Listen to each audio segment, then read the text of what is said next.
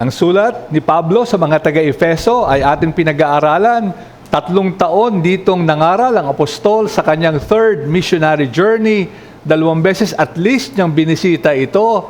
And of course, matapos siya doon, ay after a while, nangaral din dito si Timoteo. Malapit sa puso ng apostol ang iglesyang ito.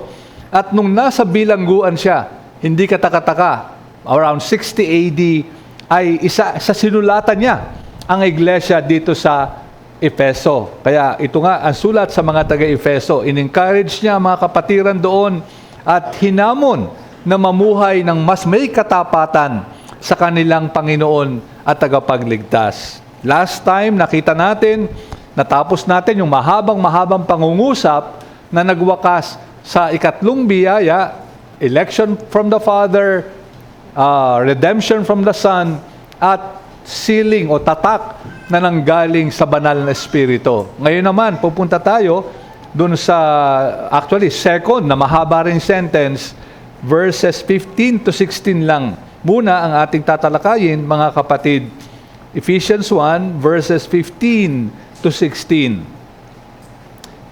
Dahil dito, sabi ng apostol, sapagkat narinig ko rin naman ang inyong pananampalataya sa Panginoong Hesus at ang inyong pag-ibig sa lahat ng mga banal, hindi ako tumitigil ng pagpapasalamat para sa inyo na binabanggit ko kayo sa aking mga panalangin.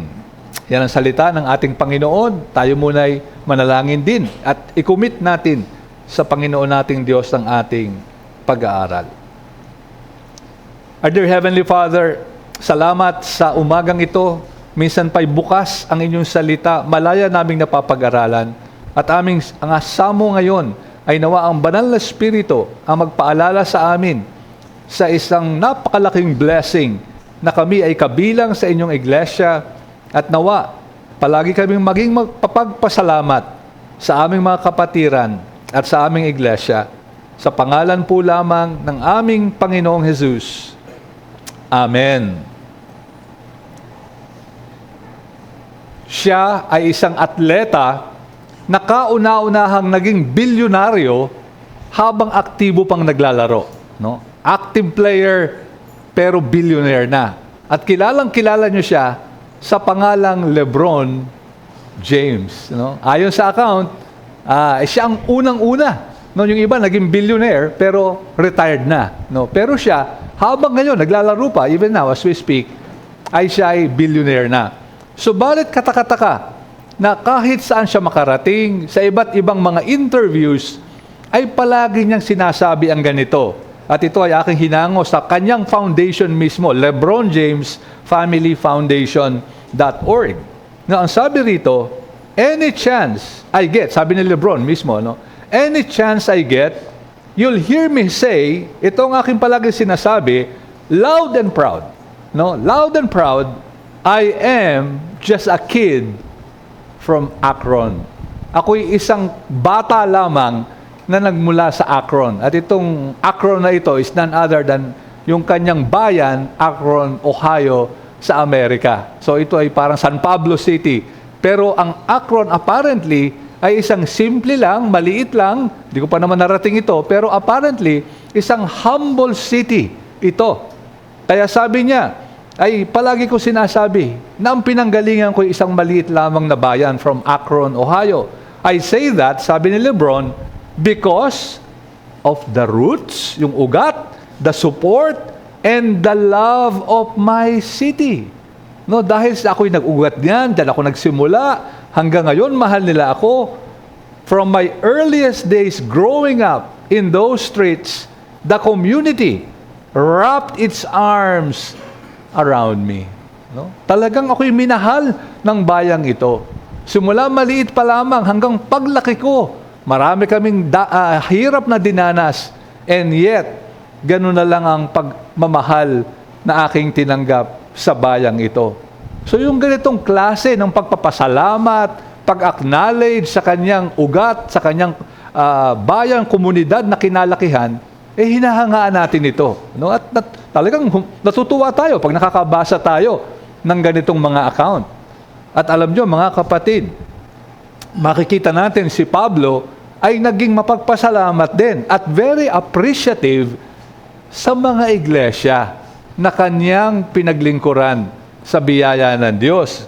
At yan ang gusto natin tingnan, yung 2 talata na yan, na nagsimula sa verse 15, pero actually hanggang verse 23 yan, ay isang mahabang pangungusap yan sa original na lengguwahe. No, 'di ba? Mahaba 'yung dati 200 plus yung pinag-aralan natin, yung 4 to 14 or 4 to 14 o 3 to 14. Ito mahaba rin.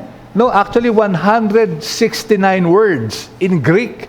No, so hindi malayo. So dalawang mahabang salita ito. Pangungusap ito dito sa first chapter ng Efeso. But the key idea, yung key idea dito sa mahabang mga talatang ito, the key idea is verse 16, yung ating pinag-aaralan. Verse 16, na nagpasalamat si Pablo dito sa iglesia, sa Diyos, dahil sa iglesia dito sa mga taga-Efeso. And many times, ito talaga yung formula ni Pablo. Hindi lang naman sa mga taga-Efeso. Kahit sa ibang mga iglesia, palagi siya nagpapasalamat para sa kanila. And in many cases, yung kanyang pasasalamat at panalangin, nagbibigay signal kung ano yung paksa na kanyang ididiin sa sulat na yon. Ayan. So parang preview. No? Dito pa lang sa mga prayers and thanksgiving, medyo mahahalata natin ano yung patutunguhan ni Pablo. And so for this morning, ang mensahe na gusto nating hanguin dito sa ating binasa is that we must remember to always thank God for the church and our brethren. Palagi nating alalahanin na maging mapagpasalamat tayo sa ating iglesia at sa ating mga kapatid. To be thankful for our church and our brethren. Una sa lahat, pansinin natin, how did Paul describe the Ephesians? Paano ba i-describe ni Pablo itong mga taga-Efeso?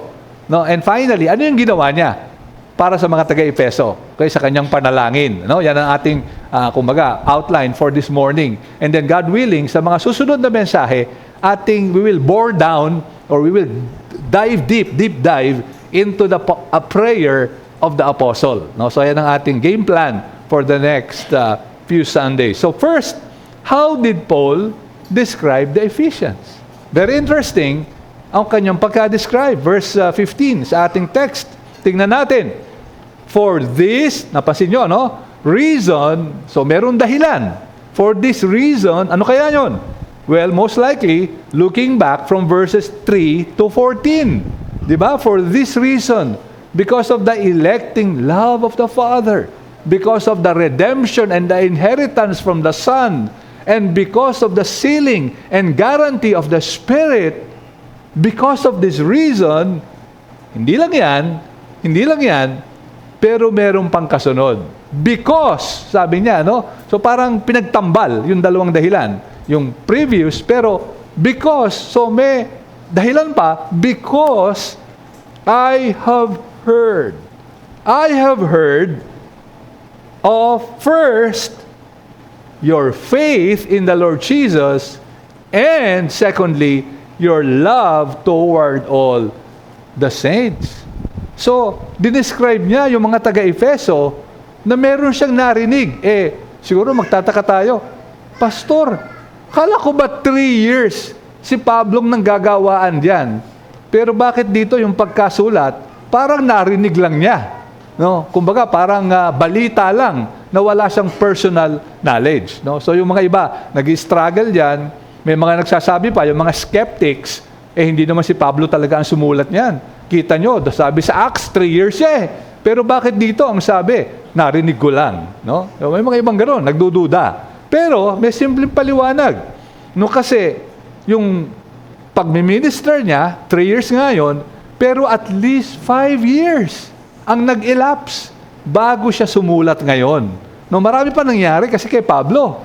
So 5 taon, sabi ng iba nga, 7 years. So ngayon, apparently, gustong-gustong makarinig ng balita ni Apostol Pablo sa kanyang iglesyang minamahal. Kaya narinig niya. In short, patuloy silang gumagawa nitong ating titingnan ngayon.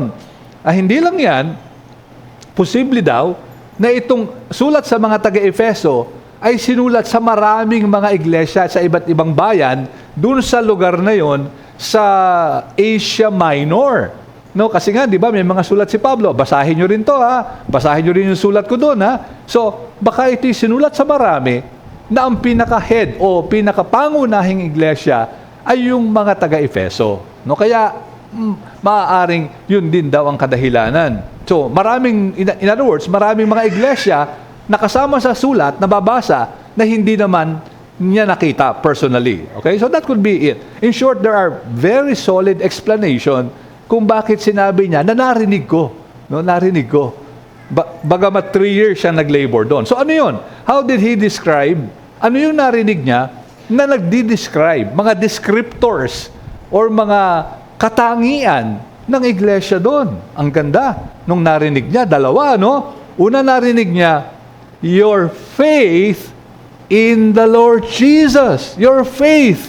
At ito ay pwede nating unawain in the sense of saving faith, no, nananampalataya sila sa Panginoon. So the more sabihin natin Christ as the object of that saving faith, pero pwede rin unawain natin as the sphere in Jesus. Their faith, ang kumbaga ginagalawan, ang environment, ang pananampalataya nila ay nasa Panginoong Jesus, even in their day-to-day lives. So yung pananampalataya na nagpapatuloy even after being saved. At pansinin natin, hindi ito isang blind faith. Yan din ang paksa natin kahapon, incidentally, ano? Yung mga nakarinig ng mensahe ko kahapon, sa akin napa-assign yung faith, no? Faith. And so hindi ito blind faith, nakatutok ito sa ating Panginoong Jesus. At hindi lang nakatutok sa ating Panginoong Jesus, ang kinasasaligan nito ay yung katangian mismo ng Diyos as being trustworthy, faithful, God will never lie, at ibinigay niya ito, ang kanyang mga kalooban, sa banal na kasulatan. So hindi ito blind faith, kasi yung blind faith walang basihan, walang basihan, walang pinagbabasihan. Pero ito meron, walang iba kundi ang katangian ng Diyos, ang kanyang salita na pwede nating mabasa, na make sense. No, logical, spiritual, compelling, and diyan nakasalalay ang ating pananampalataya. Pero yun nga, hindi lang ito yung saving faith. Most likely, it is more that their life is defined by faith in the Lord Jesus Christ. Yung pang-araw-araw na buhay nila.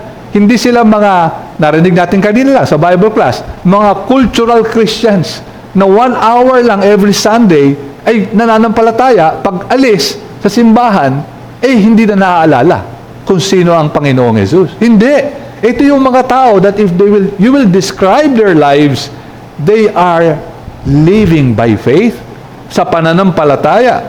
Alam niyo naman, ang nangyari sa Efeso, na persecute sila, no, dahil doon kay Artemis, kay Diana, andun yung napakalaking estatwa. Hanggang ngayon, ay yung bayan ng Ephesus ay nasa Turkey. Pwede mong bisitahin. May mga ruins doon na makikita yung temple ni Diana. Hindi sila sumamba kay Diana. Hindi sila sumamba sa emperador. Kasi noon, sinasamba rin ang emperador. Hindi sila sumamba sa gitna ng mga persecution. And so, ang kanilang pananampalataya ay tunay na pananampalataya kay Jesus. Nabubuhay sila sa biyaya ng Panginoon. So, yun ang number 1. They are those who have faith in Jesus Christ. And, so dalawa no? People who have faith, who trust, and depend on the Lord Jesus Christ, but also your love toward the saints. They love the saints. Sino ba yung mga santo rito? Hindi naman ito yung mga santo, yung banal na banal, no? Kala ng iba, yung santo, yung super banal. Sa Bible, malinaw naman, alam natin ito, the saints are simply the people of God. Yung mga inihiwala, yung mga tinawag from the world to be saved in the Lord Jesus Christ. Yung mga set apart. Yan ang ibig sabihin ng binanal, to set apart for holy use or for the service of God. At para sa mga banal, ano yung attitude nila? They love, agape, Although kahapon narinig natin, there's sabi nga sa English, may nuance, o merong mga konting pag-unawa. Hindi dapat na simpleng pang-unawa, I should say, kundi meron ding iba-ibang gamit. Pero in general, agape is used for the more outward focused, the more self-giving attitude to a person. Ito yung pinakamalalim na uri ng pag-ibig. Bagamat kagaya nakita natin, minsan ginagamit din more loosely itong salitang ito. And so para sa mga kapwa mananampalataya, ay sabi ni Pablo, narinig ko Nakita ko yan, of course, nung andyan ako. Pero narinig ko, nagpapatuloy kayo sa pag-ibig sa isa't isa. At, sabi nga ng isang sikat na South African, kung naalala nyo, yung leader na ito ng isang iglesia, I think nanalo rin siya ng Nobel Peace Prize, Desmond Tutu, sinabi niya minsan, you don't choose your family, they are God's gift to you, and you are to them. Hindi mo napipili yung pamilya mo, kung sinong tatay, nanay mo, kung sinong kapatid mo, pero kaloob siya ng Diyos sa inyo. Kung totoo yan sa ating natural family, mas totoo ito sa ating spiritual family. Di ba, hindi naman tayo namili? Hindi naman tayo nagliwaliw or naglakbay sa lahat ng mga sulok ng San Pablo at pinili natin, ito lang yung pwedeng member ng TBC, o ito lang yung pwedeng member. Hindi. Kung sino ang nililigtas ng Panginoon at nais sumunod sa Kanya at makabilang sa ating iglesia, ay tinatanggap natin ang buong puso. And so, ganito rin ang nangyari sa mga taga-Efeso. At napakahalaga ng pag-ibig na ito. At pananampalataya din. Kahapon, yan nga ang paksa natin sa Singles Conference, 1 Corinthians 13, verse 13. So now, faith, hope, and love remain or abide. These three, but the greatest of this is love. Mahalaga ang pag-ibig sa isa't isa. Isang palatandaan ito ng mga mananampalataya sa Efeso na sila ay may pagtitiwala kay Jesucristo at sila ay umibig sa mga mananampalataya, kapwa mananampalataya nila. So, anong application sa atin dito, mga kapatid? Well, first of all, isang self-examination. Marami rin tayong mga bisita ngayon. Marami tayong mga mahal sa buhay kasama natin. And so, the very basic question is, tayo ba'y kabilang na sa pamilya na ito ng ating Panginoong Diyos? Hindi kabilang sa isang iglesia, of course, maganda yon. Pero kabilang ba tayo? Talaga bang tayo ay lumapit na kay Jesus at nanampalataya sa Kanya? Kasi ngayon, maraming mga taong ayaw talaga manampalataya kay Jesus. At maraming mga dahilan silang ibinibigay. Ayon sa isang nasulat ng isang mananampalataya din na ang title Why Do People Refuse to Come to Jesus? Bakit may mga ayaw na lumapit kay Jesus? Maraming dahilan, pero ang una, ignorance. Hindi nila alam talaga. For many decades, ang atin daw lipunan ay nangingibabaw yung rationalistic philosophers, humanist, psychologist na ikinakalat yung turo na wala namang talagang kasalanan. Hindi naman tunay talaga yung kasalanan. Imagination lang yan. Nung mga religious fanatics, umimbento sila, yan, kasalanan. Para mag-guilty ang mga tao, para palaging pupunta sa church, magbibigay sa kanilang mga simbahan. Inimbento lang yan ng tao. So, ignorance. At again, nakita natin yan sa cultural Christianity, kanina lang sa Bible class. Ikalawa, deceived and satisfied. Ang ikalawang dahilan, na-deceive sila. Ayaw nila lumapit kasi baka nalil lang sila ng maling turo. Kasama na nga ito yung moralistic, deistic, theism na kumakalat ngayon sa ating lipunan. At thirdly, sabi nitong article, may mga ibang takot. Fear of failure.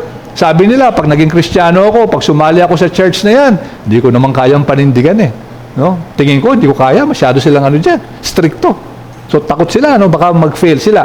But whatever the reason, ang hamon natin at ang ating paanyaya, kung wala pa kayo kay Jesucristo, hindi ka pa sumuko sa Kanya bilang iyong Panginoon at tagapagligtas, sana huwag kang mapigilan kung ano man ang dahilan na ating ginagamit para hindi tayo lumapit. Sana'y iwanan natin ang ating mga kasalanan, pagsisihan natin ito, at akapin natin ang Panginoong Hesus bilang tangi nating Panginoon at tagapagligtas. Lumapit ka ngayon sa Kanya. Pero para sa atin ng mga mananampalataya na ang ating bang buhay ay ating ipinapamuhay in faith pa rin. No? So ang buhay Kristiyano nagsimula sa pananampalataya, pero hindi ibig sabihin after nun, okay na, nanampalataya na ako kay Jesus. No, go na. Hindi ko na masyadong kailangan yan. Hindi. No, gaya nakita natin kahapon, Hebrews 11 verse 1, faith is the substance or evidence, the assurance of things hoped for, and the conviction, the confidence, the proof of things not seen. May mga pagsubok tayo, gaya ng mga taga-Efeso, whether at home, sa ating mga eskwelahan, kung estudyante tayo, sa ating sambahayan mismo, sa ating mga katawan na for one reason or another, pwede tayo magkaroon ng iba't ibang sakit. Maraming mga pagsubok, may mga persecution. Sana'y makita natin, kailangan pa rin magtiwala. Yan ang mensahe ng Hebreo na ating pinag-aralan just a few years ago. Hold fast. Hold fast. Patuloy kang magtiwala. Patuloy kang manampalataya. It's dependence on the Word of God. His promises, His assurances. Yan ang ating pinagtitiwalaan. Have faith in our Lord Jesus Christ. But ang isa pang question sa mga mananampalataya, do we love the saints and the church? Meron ba tayong pag-ibig dito? Kasi parang yan ang normal na pagka-describe. At pag titingnan natin, ang banal na kasulatan, paulit-ulit nating makikita yan. No? Ayan, sinisiris din ng ating kapatid Joe, ang Acts. Sa Acts 16, nung nagsimula yung church sa Philippi naman, sa mga taga-Filipos, nagsimula ito sa isang babaeng si Lydia na nakita ni Pablo na mga business women ito, mga business persons, nagtitinda sila ng tela, kumbaga yung mga, di ba, sa palengke may mga nagtitinda ng tela. So parang ganoon sila, tinda sila ng tela, mga purple goods ang sabi sa Bible, but worshiper of God sila. At sabi sa Acts 16 verse 14, the Lord opened her heart. Binuksan ng Panginoon ang puso niya sa Ebanghelyo to pay attention to what was said by Paul. And verse 15, and after she, Lydia, was baptized, nung nabaptismuhan na si Lydia, and her household as well, lahat sila nanampalataya. She, Lydia, urged us. Si Lydia ay para nagsumamo sa amin, sabi ni Pablo, saying, if you have judged me to be faithful to the Lord, come to my house and stay. And she prevailed upon us. So apparently, parang ayaw pa ni Pablo. Parang nahihiya siguro si Pablo. Ito'y namit ko lang dito, tapos tumanggap sa Panginoon. Apparently, may kakayahan itong si Lydia. No, medyo marangya siguro ang buhay niya. Kaagad-agad ba naman inimbitahan sila? So anong makikita natin? One sure sign ng conversion ni Lydia, nagkaroon agad ng pag-ibig sa mga kapwa mananampalataya at binuksan ang bahay. Dito na kayo. Huwag na kung saan-saan kayo matulog pa. Dito kayo matulog sa aming tahanan. At yan ang paulit-ulit nating makikita na sinasabi sa Biblia. 1 John 4, verse 7. Beloved, sabi ni John, let us love one another. Tahasang sinabi niya. No, sa ating mga mananampalataya, let us love one another. For love is from God. And whoever loves, ito napakahalaga, whoever loves has been born of God and knows God. Ano raw ang palatandaan? Ano ang isang siguradong palatandaan na tunay na naligtas ang isang tao? Whoever loves has been born of God and knows God. Pero ang kabaligtaran, ito yung nakakatakot. Anyone who does not love does not know God, because God is love. At yan din narinig natin kahapon. The greatest is love. Why? Well, God is love. But God is not faith. God is not hope. No? Sa Bible, ang sinabi lang, God is love.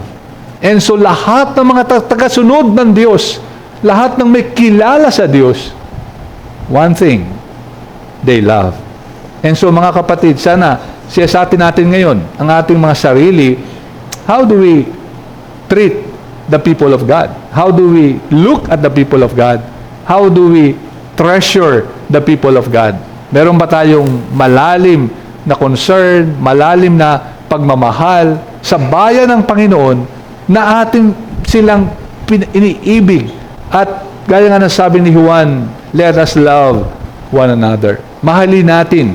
And so sana ang ating maging pangunahing katangian dito sa ating iglesia, sa Trinity Bible Church, is we are a people who trust the Lord Jesus. Kung may mga problema tayo, kung may anuman ang mga suungin natin bilang iglesia, sana'y patuloy ang tiwala natin kay Jesucristo. At kung anuman ang ating danasin bilang isang iglesia, sana'y mamayani ang pag-ibig. At ito ang pangunahin nating hanapin. Hindi yung manalo sa argumento, mapatunayang tayo ang tama, mali yung iba. Sana palaging nangunguna sa atin ay ang pag-ibig sa isa't isa at hangarin ang makakabuti sa ating kapwa mananampalataya. So, that's how Paul described the Ephesians. But then, what did Paul prayed for, or what did he do para sa mga taga-Efeso? Verse 16. Simulan natin yung prayer, but God willing, tutuloy natin, no? Kasi mahaba yung prayer na ito na pinanalangin ni Pablo. At napakaganda ng prayer. But verse 16, yung palang pasimula, first part pa lang, I do not, for this reason, narinig ko inyong pananampalataya, nakita ko inyong pag-ibig, I do not cease. At yan yung main verb, no, dito, sa sentence na ito, yung I do not cease. Yun yung ginawa niya, yung action niya. Hindi ako tumigil. Now, that's modified by two, ayon sa mga grammarian, and I'm totally, kumbaga, it's siguro yung napakahina kong grado sa pag-aaral, yung mga grammar, no, and so on. And so, I can only just repeat.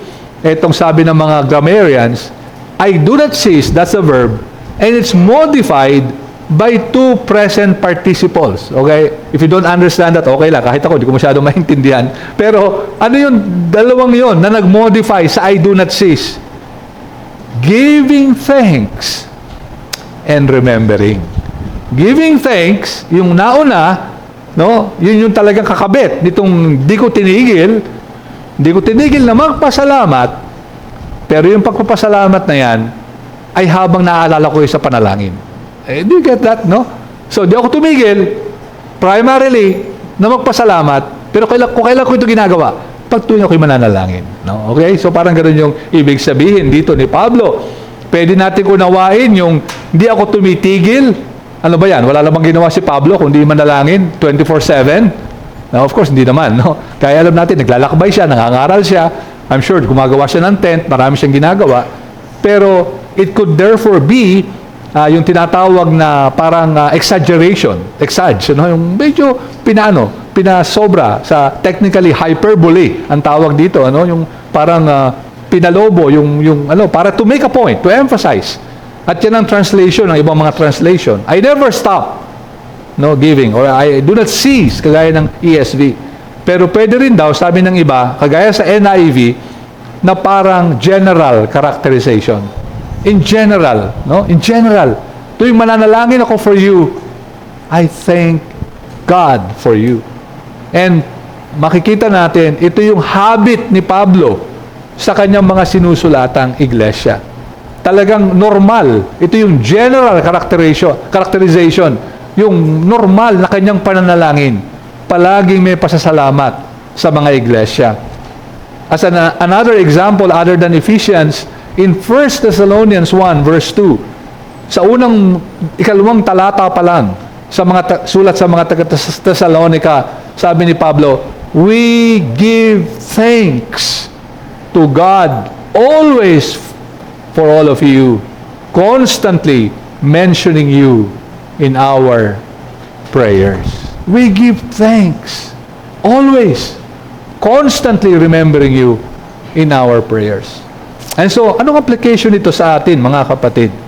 Well, the question for us, for self-examination, are we thankful for the church, first of all?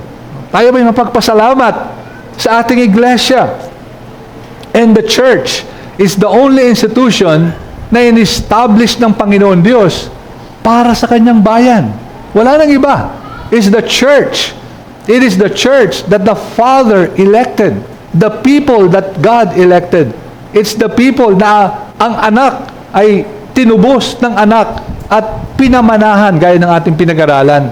Ito lamang ang bayan na tinatakanan ng Diyos at ginarantihan na tiyak na magtatamasa ng mga pagpapala na kanyang ibinigay. The church is only the pillar and ground of truth. The gates of hell won't prevail over the church. That is the church of God.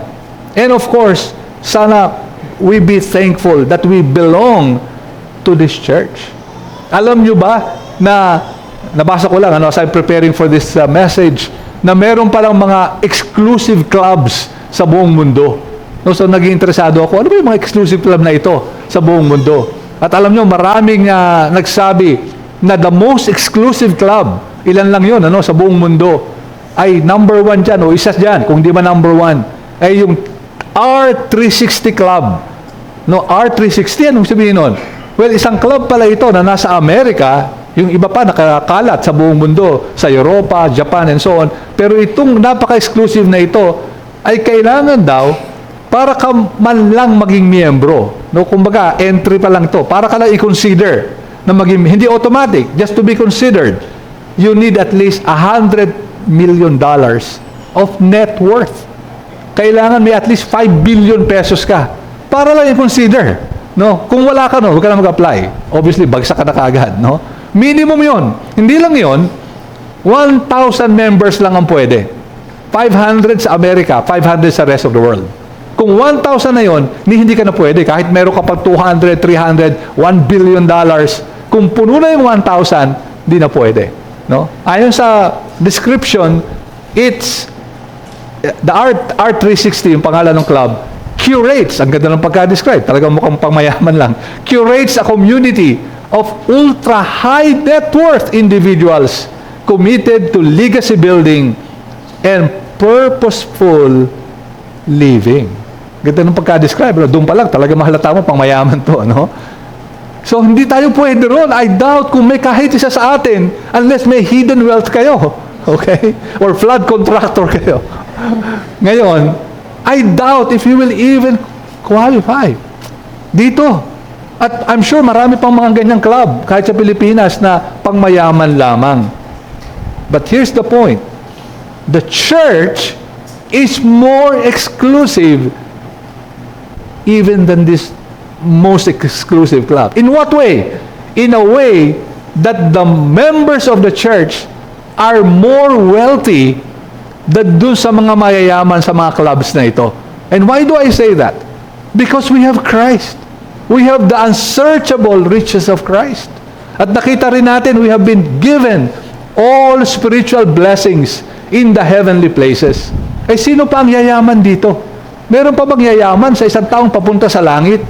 Meron pa bang yayaman sa magmamana ng bagong lupa at langit? Wala na. So tayo na yung pinakamayaman. So bagamat ang mundo ay sasabihin, no, you're not welcome.